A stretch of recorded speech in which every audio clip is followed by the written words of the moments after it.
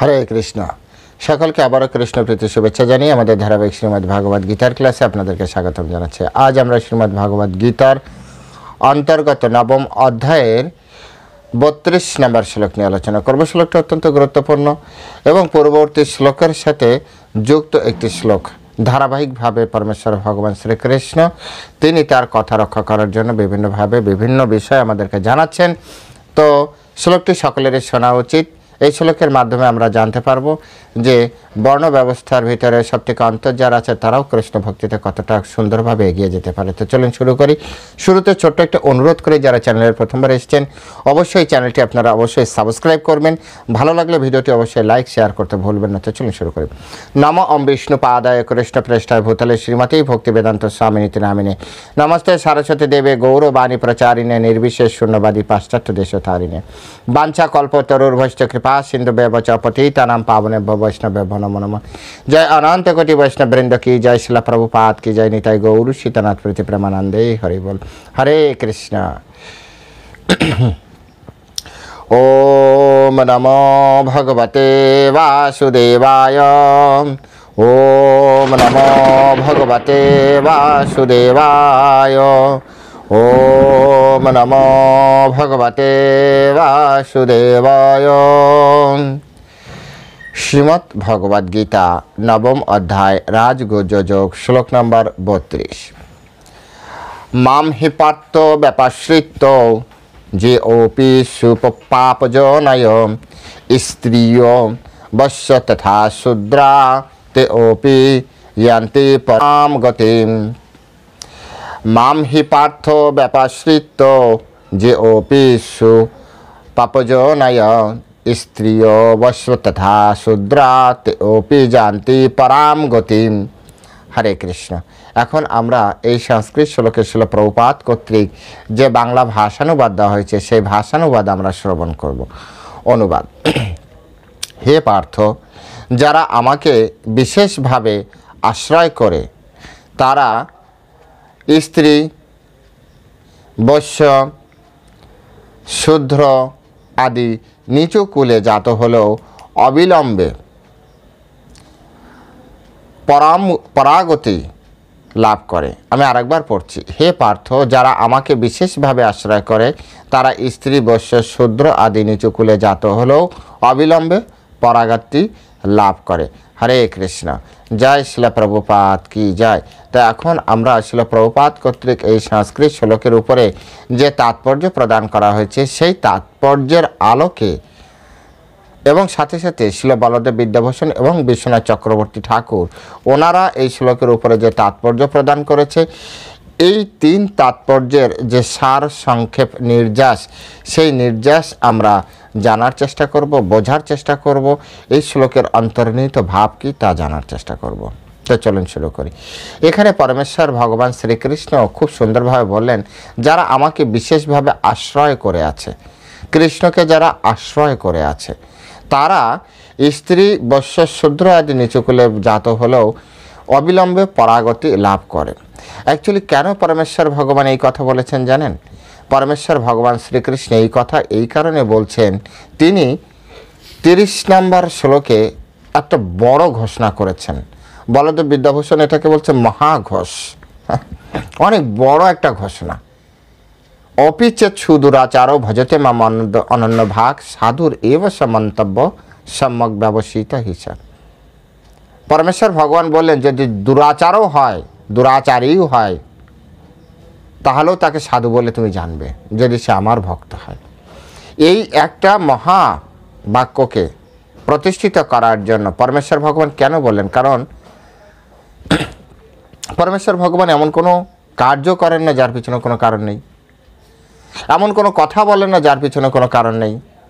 যদিও তিনি হচ্ছেন সর্বকারণ ও কারণম, তার থেকে সমস্ত কারণ তৈরি হয়, তাই তিনি একটির সাথে একটি খুব রিলেট করে, যেটাকে সিরিয়াল বলা হয়, তিনি সিরিয়ালি আমাদেরকে সব কিছু জানান। এটি আমাদেরকে খুব সুন্দরভাবে বুঝতে হবে। এখানে পরমেশ্বর ভগবান খুব সুন্দরভাবে এই কথাটি বললেন। তিনি বললেন যে যদি দুরাচারী হয় তাকে সাধু বলে জানবে যদি সে আমার ভক্ত হয়। এই কথাকে এস্টাবলিশ করার জন্য, তিনি 31 নম্বর শ্লোকে ব্যাখ্যা করলেন। এখন ওই কথাকে এস্টাবলিশ করার জন্য তিনি 32 নম্বর শ্লোক, আবার এরপরে 33 নম্বর শ্লোকও ওই কথাকে এস্টাবলিশ করার জন্য বলবেন যে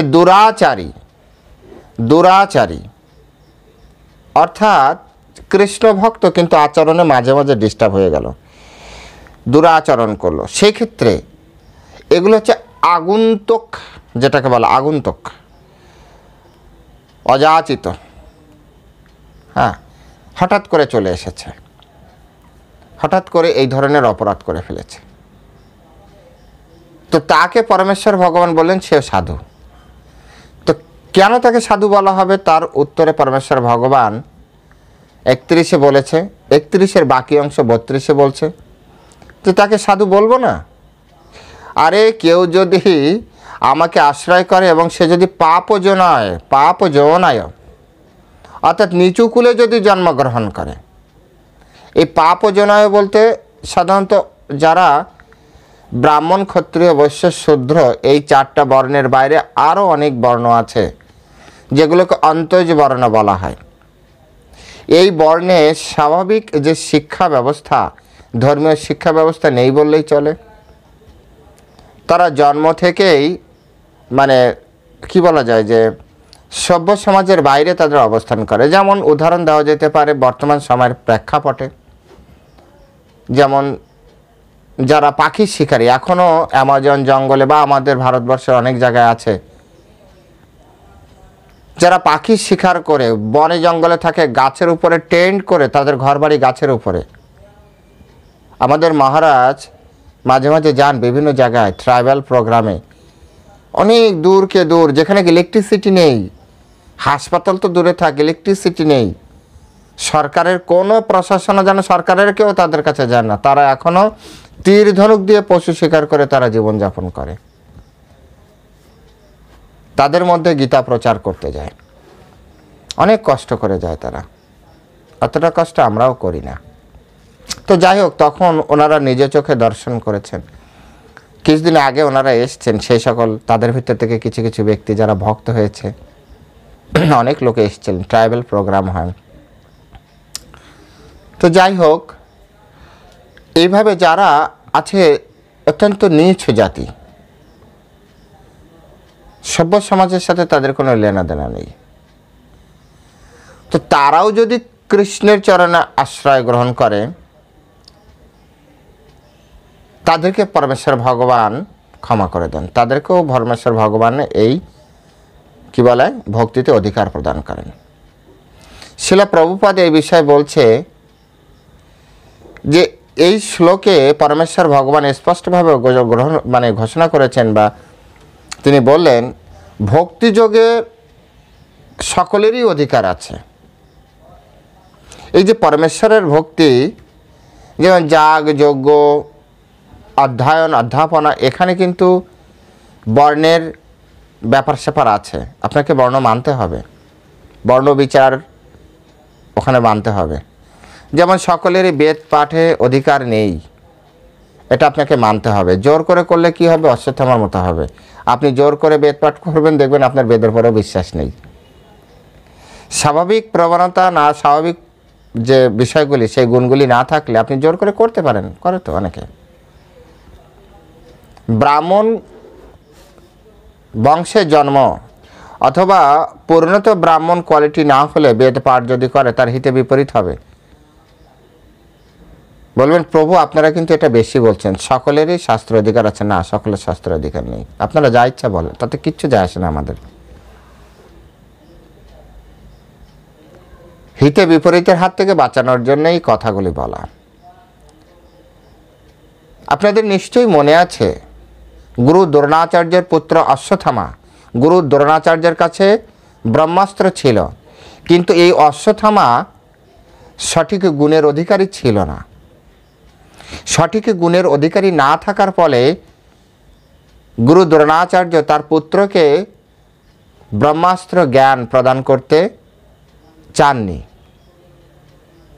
তিনি ব্রহ্মাস্ত্র জ্ঞান স্বাভাবিকভাবে দিতে চেয়েছেন অর্জুনকে। অর্জুন সেই গুণের অধিকারী ছিলেন। সন্তান হওয়ার পরেও সে এই জ্ঞান, এই শিক্ষার অধিকারী নয়। এখানে আমাদেরকে একটা বুঝতে হবে। পরবর্তীতে আপনারা সবাই জানেন সেই কাহিনী, ব্ল্যাকমেলিং মানে আমি তোমার সন্তান, সুতরাং তোমার সমস্ত শিক্ষা আমার অধিকার আছে, তুমি যদি না দাও আমি সুইসাইড করব, এরকম নানান তল ভয় ভীতি দেখিয়ে ঠিক আছে নিয়ে বাবা। আর সেই জ্ঞান কিন্তু সে অপপ্রয়োগ করেছিল, সে গর্ভের শিশুর উপরে আঘাত করেছিল, যেটা আইন বিরুদ্ধ তৎকালীন সময়। নারীর উপরে ব্রহ্মাস্ত্র প্রয়োগ করা এটা আইন বিরুদ্ধ তৎকালীন সময়, কিন্তু সে এই কার্যক্রমগুলি করেছিল, কারণ ও অধিকারী ছিল না, তো ও জানতো না এর কতটা মূল্য। যাই হোক,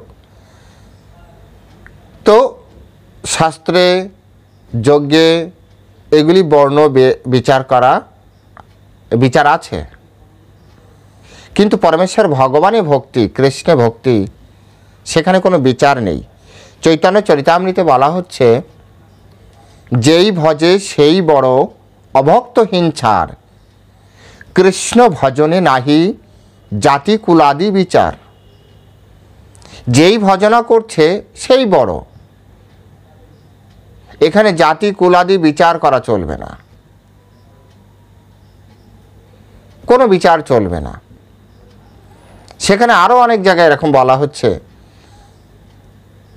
মুচি হলেও হবে সূচি যদি কৃষ্ণ ভজে, সূচি হলেও হবে মুচি যদি কৃষ্ণ ত্যাজে।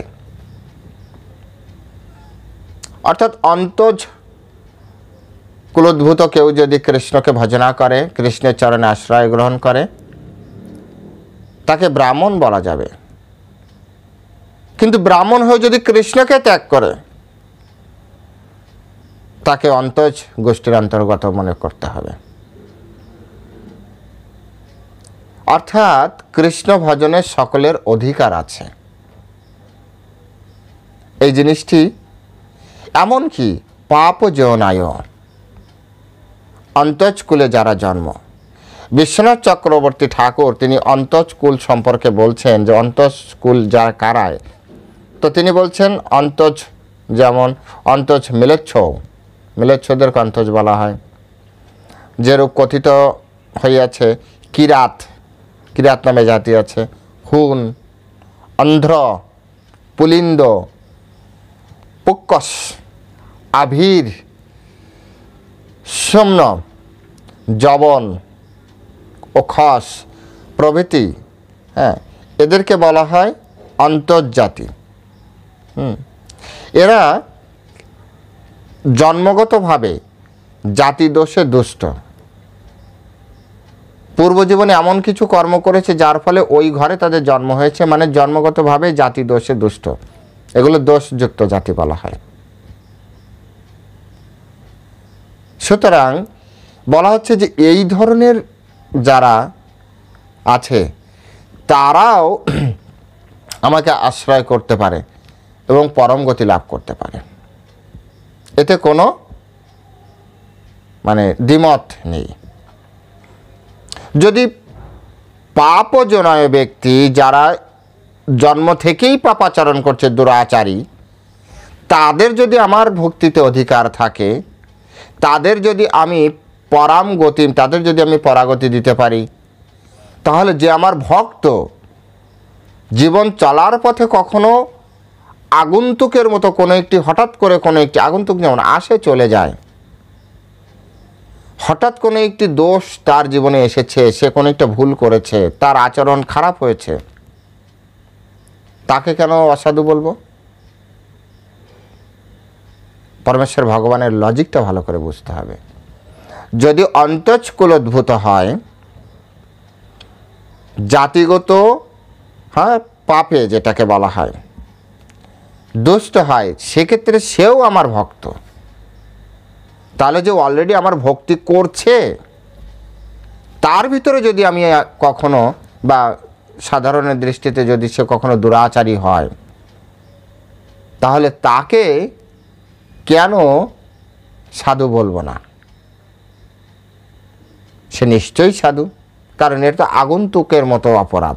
হঠাৎ অপরাধ এসেছে, হঠাৎ চলে যাবে, কোনো কারণে ভুল একটা হয়ে গেছে, সব অ্যাক্সিডেন্টালি হঠাৎ একটা ভুল করেছে।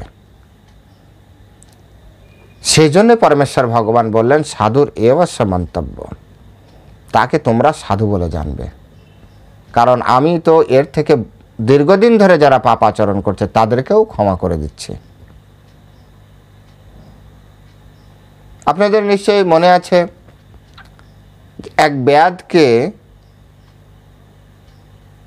নারদ মুনি কৃষ্ণ ভক্ত করেছিলেন, সে গল্প অনেকবার দিয়েছি। নারদ মুনি কৃষ্ণ ভক্তে করলেন একটা ব্যাধকে। এই ব্যাধ তো জাতিগত যে পাপে দুষ্ট, সে জন্ম থেকেই শিকার করে, প্রাণী হত্যা করে, তাকে পর্যন্ত বৈষ্ণব বলা হচ্ছে। মহর্ষি বাল্মীকি, তিনি বাল্মীকি হওয়ার আগে রত্নাকর দস্যু ছিলেন, তাকে পর্যন্ত মহর্ষির পদ দেওয়া হয়েছে, কারণ সে ভগবান রামচন্দ্রের চরণে আত্মসমর্পণ করেছে না, এই নারদ মুনির মাধ্যমে। নারদ মুনির শিষ্য বাল্মীকি। নারদ মুনি অত্যন্ত মহান একজন গুরুদেব, কিন্তু যদিও আমাদের যে সিনেমা মহলে বর্তমান সময় নারদ মুনিকে একটা কমেডিয়ান চরিত্র, নারায়ণ এটা কমেডিয়ান চরিত্র, কিন্তু নারদ মুনি অত্যন্ত গুরুত্বপূর্ণ রোল বৈদিক শাস্ত্রে। নারদ মুনির শিষ্য কারা কারা জানেন? তাহলে বুঝতে পারবেন নারদ মুনি কত মহান। নারদ মুনির শিষ্য বাল্মীকি, নারদ মুনির শিষ্য ধ্রুব মহারাজ 6 মাসের ভিতরে ভগবানকে ডেকে নিয়ে এসেছিল। নারদ মুনির শিষ্য হচ্ছে বেদব্যাস। গর্গ সংহিতায় দেখা যায় গর্গ মুনিও নারদ মুনির দ্বারা আদিষ্ট হয়ে গর্গ সংহিতা তিনি লিখেছিলেন।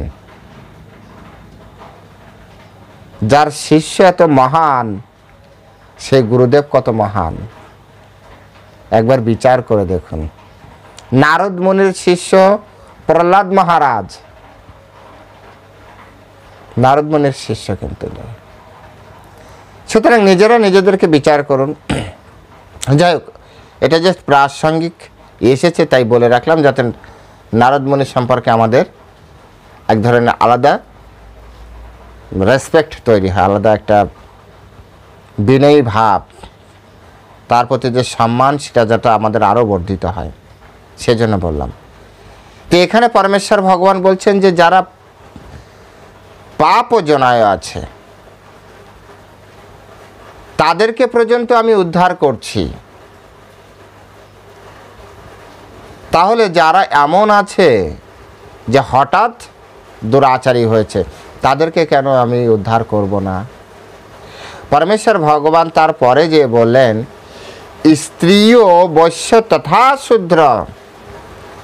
এখানে 3টি সম্প্রদায়ের কথা, 3টি জাতির কথা বলা হচ্ছে। একটা স্ত্রী জাতি, একটা হচ্ছে বৈশ্য জাতি, আর একটা হচ্ছে শূদ্র জাতি। আপনারা জানেন যে সমস্ত জগৎ 3টি গুণের অধীন, আর এই 3টি গুণ থেকে 4টি বর্ণ তৈরি হয়েছে। 3টি গুণ থেকে 4টি বর্ণ তৈরি হয়েছে। সত্যগুণে ব্রাহ্মণ, রজগুণে ক্ষত্রিয়, সত্য রজগুণে বৈশ্য, তমগুণে শূদ্র। এর ভিতরে ব্রাহ্মণকে শ্রেষ্ঠ বলা হয়, আপনারা সকলে জানেন, ক্ষত্রিয় তাই। বৈশ্য এবং শূদ্রদের শাস্ত্রজ্ঞানে ততটা অধিকার নেই,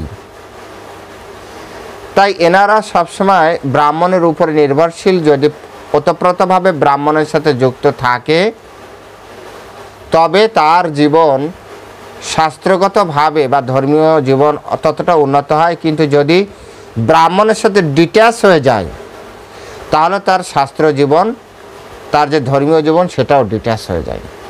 তাই এখানে পরমেশ্বর ভগবান খুব সুন্দরভাবে বললেন যে ব্রাহ্মণ, ক্ষত্রিয়, বৈশ্য, শূদ্র, এই 4 শ্রেণী,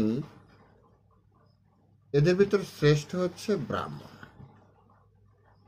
কিন্তু বাকি যারা আছে ধর্মীয় জ্ঞানের জন্য, তাদের অবশ্যই ব্রাহ্মণের উপরই নির্ভর করতে হয়। যাই হোক, এখানে পরমেশ্বর ভগবান সেজন্য বলেন স্ত্রীয়, বৈশ্য তথা শূদ্র। প্রথমে বললেন পাপ জনায়, অর্থাৎ যারা অন্তঃশ্রেণী এরা। এরপরে যারা সাধারণত যাদেরকে সভ্য শ্রেণী বলা হয়, সেই সভ্য শ্রেণীর অন্তর্ভুক্ত, অর্থাৎ ব্রাহ্মণ, ক্ষত্রিয়, বৈশ্য, শূদ্র, এই 4 শ্রেণীর অন্তর্গত বাকি যে যে 2 শ্রেণী থাকে, অর্থাৎ বৈশ্য আর শূদ্র। আর স্ত্রী তো সবসময় স্বামীর, পত্নীর অনুগত হয়ে জীবনযাপন করে। তাই এখানে যে স্ত্রীর কথা বলা হচ্ছে, সেই স্ত্রী আমাদের স্বাভাবিক যে স্ত্রী জাতি, এখানে স্ত্রীও বলতে বিশ্বনাথ চক্রবর্তী ঠাকুর তিনি বলছেন যে অলিকাদি যুক্ত স্ত্রীও, অর্থাৎ এখানে বেশ্যাদি আরো এই টাইপের কিছু বোঝাচ্ছে, যারা বিভিন্ন দোষে দুষ্ট। সাধারণত এখানে ডাইরেক্ট স্ত্রী বলা হলেও স্ত্রীকে বা বৈশ্যকে বা শূদ্রকে পাপজনায় বলা হচ্ছে না। পাপজনায় আগের লাইনের লাস্টের শব্দ, পরের লাইন শুরু হচ্ছে, অর্থাৎ ওটা ওখানে এবং দেখবেন দাড়ি পড়ে গিয়েছে। পরের বিষয়টা শুরু হচ্ছে স্ত্রী, বৈশ্য, শূদ্রা। তাই স্ত্রী বলতে আলাদা স্ত্রী জাতিকে বোঝাচ্ছে। এখন স্ত্রী জাতি তো যারা পতিব্রতা স্ত্রী, তাদেরকে তো আর খারাপ বলা যায় না, হ্যাঁ, অথবা পাপজনীয় তাদেরকে বলা যায় না। আবার যারা আছে আপনার মানে ধার্মিক স্ত্রী, তাদেরকেও বলা যায় না। তাই এখানে স্ত্রী শব্দটি ব্যাপক অর্থে না নিয়ে বিশেষ অর্থে গ্রহণ করা দরকার। এই বিষয়টি ছিল বলদেব বিদ্যাভূষণ এবং বিশ্বনাথ চক্রবর্তী ঠাকুর স্পষ্ট করে বুঝিয়েছেন। এনারা দুজনই বলেছেন এখানে স্ত্রী শব্দটি ব্যাপক অর্থে না নিয়ে বিশেষ অর্থে, অর্থাৎ সেই সকল স্ত্রী যারা সাধারণ স্ত্রী জাতির মতো নয়, তাদের জীবনযাত্রা ঠিক একটু অন্যরকম। হ্যাঁ, পতিতা, বলদেব বিদ্যাভূষণ ইউজ করেছে পতিতা শব্দ, বিশ্বনাথ চক্রবর্তী বেশ্যাদি শব্দ ব্যবহার করেছেন, এই ধরনের শব্দ ব্যবহার করেছেন। যদি এরাও হয়, তাদেরও পরাগতি লাভ হবে। কি করলে? শুধু যদি ব্যাপাশ্রিতা, মামহি পার্থ ব্যাপাশ্রিতা, যদি কেউ আমাকে বিশেষভাবে আশ্রয় করে, অর্থাৎ কৃষ্ণের চরণে কেউ যদি আশ্রয় করে। উদাহরণ হিসেবে আমরা লক্ষ হীরাকে আমরা একবার নিতে পারি।